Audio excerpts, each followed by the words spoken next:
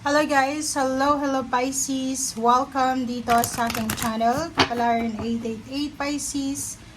Alamin natin kung anong messages, vibration, gabay energy para sa inyong lahat. Ito ay weekly tarot reading. So, alamin natin ang last week of January and few days of February na tayo. So, ang bilis ng panahon, diba Pisces?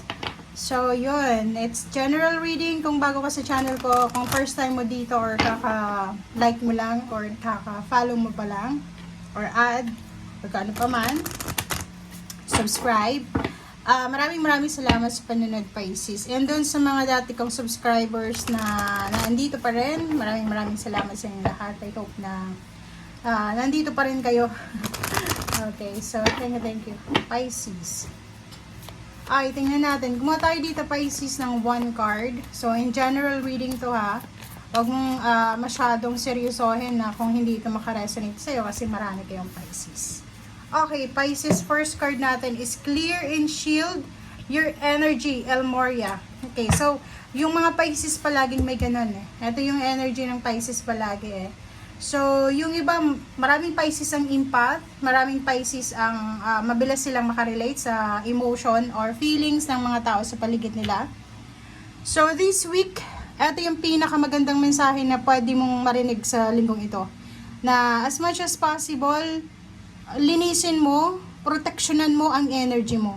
Ibig sabihin yan, if maraming toxicity, maraming tao na tinitrigger yung emotions mo. Kasi, ang nakikita ko dito sa El Moria, parang tinatry mo yung best mo na umiwas sa tukso na ipagtanggol yung sarili mo or sa tukso na magalit or mainis, but nilalapitan ka ng mga tao.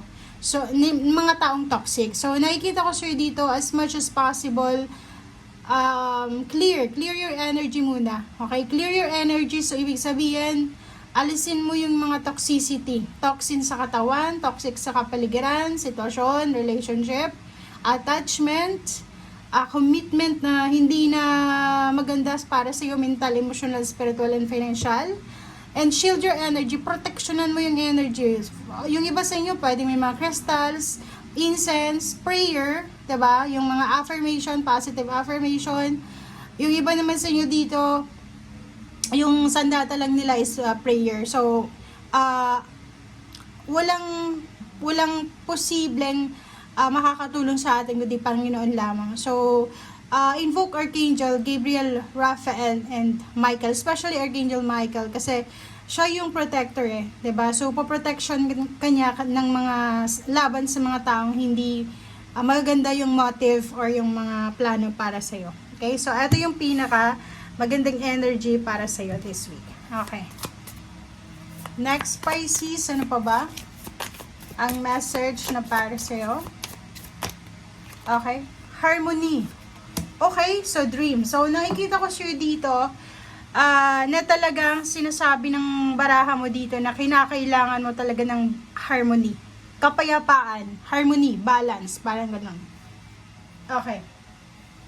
Makinig ka sa mga synchronicities lalo sa mga panaginip mo kasi yung panaginip mo meron dyan sa panaginip mo every night siguro or every siesta mo pag natutulog ka tapos lumalabas yung mga dreams mo, dito sinasabi na makakatulong yan para sa everyday life mo kasi may mga messages na ibinibigay sa yung universe para dyan sa buhay mo.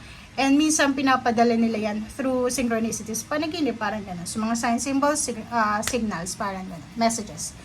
Okay, so yun. Ang linggong ito, umiwas ka talaga sa tukso ng ipagtanggol ang sarili mo. Umiwas ka sa tukso na, yung halimbawa, pag alam mo na nagsisinungaling yung tao, wag mo nang proteksyonan yung sarili mo. Yung against sa kanya na sasabihin mo na, okay, kailangan ko ipaglaban yung karapatan mo. No, let go na lang, i-abandon na mo na lang yung situation kasi yun yung sinasabi, kailangan clear yung energy mo eh. Kasi pag pinatulan mo yan, ma-absorb mo yung negative energies nila and then yun, diba? So madadamay ka sa mga toxicity sa buhay nila. So as much as possible, gawin mong sandatang Panginoon, paniniwala mo ang faith mo na everyday pagkagising mo, sabihin mo na, Lord, sana or bago ka matulog, Lord, sana bukas hindi ko makasalamuha yung mga taong pwedeng magdala sa akin ng inis or ano pa man. Especially doon sa mga Pisces na may mga physical health problems, may mga high blood, or mabilis kayong magalit, mabilis tumaas yung presyon nyo. Yun ang kailangan mong iwasan. Umiwas ka na ipaglaban kung ano man yun. Basta alam mo sa buhay mo, sa sarili mo na totoo yung buhay mo or yung sarili mo, okay? So yun, kailangan mong umiwas sa gulo, okay? Umiwas ka sa gulo or umiwas ka sa mga taong mahilig, okay? Kasi kung makikita mo dito, napapaligiran ka ng mga magugulong tao, okay? Merong mga tao sa paligid mo na gusto nilang makisali sa swerte mo. May mga tao sa paligid mo na naandyan lang sila pag meron ka. May mga tao sa paligid mo na pag hindi mo napagbigyan, ikaw na ang masama. May mga tao sa paligid mo, Pisces, na parang ginagawa ka lang nakatatawanan, hindi ka siniseryoso. May mga taong manipulator, minamanipulate ka, kunyari. Kasi itong clear and shield energy na to, in general yan, may mga Pisces dito na mabait sa'yo yung unang mga taong to, tapos yun, kukuhanin nila yung loob mo. Pag nakuha nila, lolokohin ka, scam ka, or yung iba naman, pag nakuha nila yung loob mo, ititrigger ka nila gagalitin ka nila, tapos ang ending, magsusorry, manipulative yung ganun na tao, sobrang manipulative, minamanipulate yung energy mo. Hindi nila alam na basado mo yun kabisado mo yung energy nila. Okay? Kahit ako nagre-read ngayon, parang feeling ko ang bigat ng energy mo diba? Ang bigat, ang dumi na kailangan na linisan. Mag-detoxify ka, purify. Social media, kailangan mo magbawas ng time para sa social media kasi lalo sa mga chats, diba? Chats, forum, public forums, or sa mga kung ano man na chismis na yan or anything ng mga kwento. Okay, huwag ka nang maniwala agad-agad. Kaya huwag kang papasok sa energy ng may energy kasi ikaw yung kawawa dyan. Okay? Okay, 10 of this ko, diba? Dito ka mag-focus Pisces kasi sinasabi sir dito na isang financial completion, financial achievements, satisfaction, ang posibleng makuha mo. It's either October, it's either 10 days from now, 10 weeks from now, or yung pinakamatagal 10 years from now. So, pwedeng meron ditong accumulation of wealth, di ba? Financial gain, parang ganon. Financial prosperity in abundance. Pwedeng makakapagpatayo ka ng bahay, makakapag-invest ka sa isang bahay, lupa, sasakyan. Lahat dito na parang nasa tugatog ka ng tagumpay. Okay? Dahil dito sa financial success na to, nakikita ko rin sa'yo na sobrang aapaw yung cups mo. Yung Ace of Cups, hindi lang naman yan sa relationship, hindi lang naman yan sa emotion. Pwede din yan na masaya ka dahil sa financial success mo. Masaya ka dahil wala kang pinoproblema sa pera. Masaya ka kasi yung lahat ng bills mo, nabayaran mo. Masaya ka kasi nakawala ka sa mga commitment na toxic. Masaya ka kasi nakaalis ka na sa relationship na hindi maganda. Masaya ka, kontento ka, satisfied ka kasi wala ka ng connection sa mga taong hinihila ka pababa. Parang ganun. So, ito yung energy mo dito.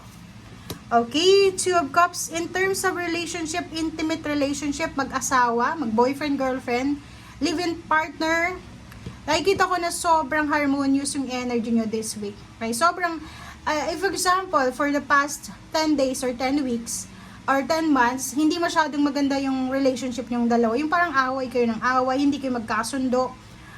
Siguro under attack of kung ano man na devil energy ang meron kayo ng mag-asawa, mag-boyfriend, girlfriend, mag-live-in partner. But this week, nakikita ko yung clarity.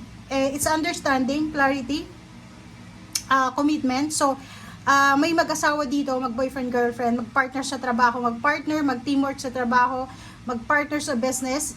Napaka-solid ng foundation nila. Okay? Meron silang plano sa buhay na solid yung start and then solid yung finish. Okay? Next card natin is Nine of Cups. Wow! Family events, family celebration. So, nakikita ko sir dito, Pisces, isang good news ang posibleng darating sa'yo sa linggong ito. Isang napakagandang balita. Ang balitang ito is tungkol sa'yo or tungkol sa karelasyon mo or tungkol sa kapamilya. Basta mayroon ditong incoming, upcoming celebration, family success, family joyful events or situation na parating sa buhay mo. Okay? Zero to full, in terms of relationship, nakikita natin na may relationship na pwedeng mag-next level, mag-level up. May relationship na magkakaroon ng understanding sa bawat isa. May mag-i-start ng relationship, may magkakabalikan. Mayroong relationship na dating naghiwalay, dating hindi nagkibuan, ang posibleng magkita and then magkausap and then yun. Pwedeng mabuo ulit yung kanilang pagsasama. Okay, sa trabaho naman, since mayroon 10 of this dito, kung ano daw yung sisimulan mo ngayong linggong ito, posibleng magdadala to sa'yo ng financial fulfillment or success. Okay? So, yun. Kung makikita mo dito, the devil to. Naka-criss-cross siya sa two of swords. So, yun. Sinasabi ng the devil sa'yo na ang linggong ito ay punong-puno ng tukso. Okay? Capricorn energy or pwedeng kahit anong energy na to na tukso sa buhay mo, umiwas ka. Relationship, third party, or mga tao na kahit kakilala, friends, kakilala na manipulator, kailangan mong iwasan yan. Next card is the Star. So, nakikita ko sa'yo dito na wag mo nang isama sa future mo itong mga taong manipulative na to. Yung the Star na to, sinasabi na siguradong sigurado na yung future mo eh. So, nasa parang assurance ito para sa'yo na makakamit mo yung future mo. Kung ano yung gusto mo, makukuha mo. But ang problema is ang mga taong nakakabit sa'yo. Okay? Yung mindset mo siguro, yung emotions mo, or yung mga tao talaga na sobrang devil sila sa buhay mo. So, kailangan mong mag-reflect sa linggong ito. Sino-sino ba tong mga taong to na hindi naman nakakatulong sa emotion ko? Instead na maging masaya ako, pagkausap sila, hindi ako nagiging masaya, nai-stress ako eh. 'Di ba? Yung parang, maghahanap nga ako ng kausap online, like mga friends, relatives. Tapos, at the end of the day, after mong makipag-usap, na-stress ka dahil sa nainis ka, or na-trigger yung emotion mo. So, yun, isang taong yun, wag mo nang kausapin, umiwas ka, kasi yun yung sinasabi, clear and shield your energy. Okay? Thank you guys for watching, at para sa lahat ng Pisces. Bye!